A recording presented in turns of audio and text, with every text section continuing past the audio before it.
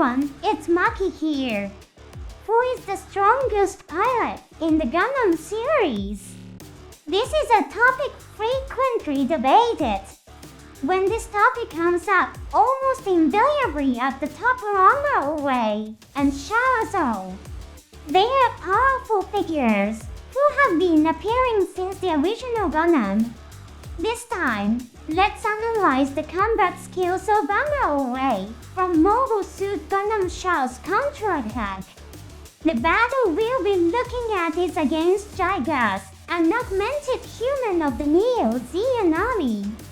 Watching the movie, the Yakuto Doga piloted by Jai seems to be shot down low too easily. What exactly happened in this battle? In fact, the technique executed by Amuro here involved accurately understanding the opponent pilot's tendencies, comprehending the mechanical characteristics of the Yakuto Doga, and also taking into account the overall balance of the battle. Guss is an augmented human of the Neo-Zeon army. He represents an attempt to artificially create the new evolution of humans, known as muties. While the exact procedures performed on Jai are not detailed, many augmented humans undergo enhancement through surgeries, drugs, and psychological modifications. In this era, Jai was an exceptionally refined and skilled example of an augmented human. At the beginning of the movie, there is a scene where Amuro tries to prevent a falling meteor from reaching Earth. He targets a massive thruster with his beam cannon, but Jai defends against it by using a funnel as a shield.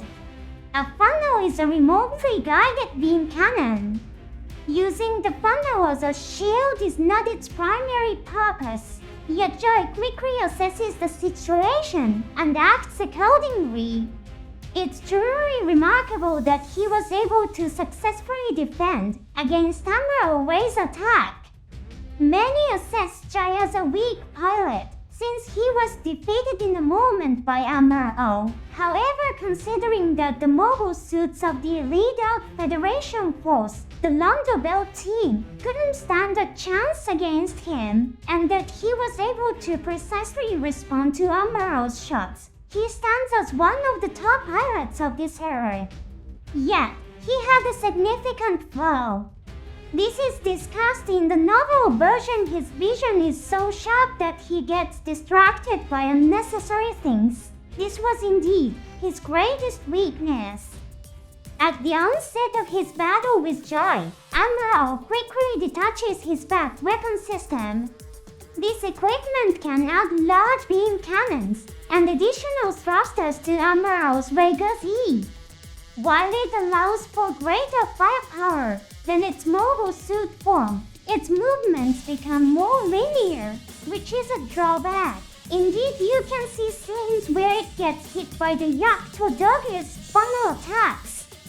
For this reason, Amuro discards the back weapon system when facing the formidable Jai. The very next moment after discarding it, there's a depiction of the system being struck by a beam.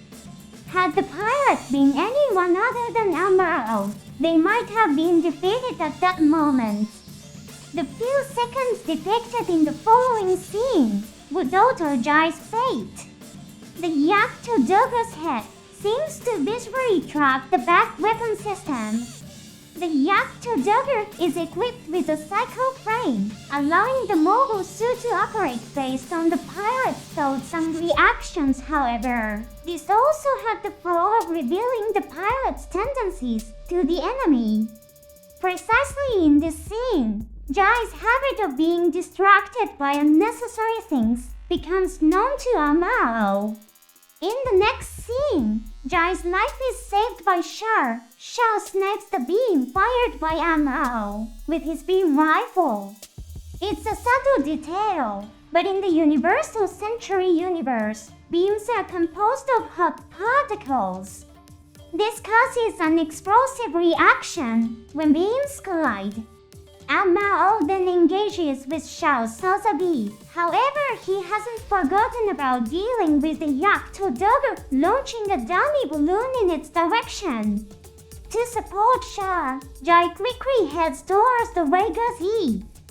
Here, you can see the Yakuto dagger using its shield to push away the dummy balloon. Touching objects released by enemy crafts on the battlefield is nothing short of careless. Then, the Yakuto dagger suffers damage due to a mine planted on the dummy balloon. Additionally, in the scene immediately following, Jai is depicted turning his head significantly in the direction of the explosion, taking one's gaze away in such a manner when facing an enemy is a dangerous move. Although he continues to support Char with all his might, the Yakuto dagger sustains substantial damage from Amuro's attacks, bringing an end to the initial confrontation between Jai and Amuro.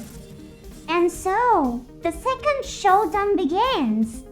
With Amuro switching to the new Gundam, not only is there a disparity in skill, but the difference in the mobile suit's capabilities has also greatly widened. The Yakuto dagger's funnels are swiftly destroyed.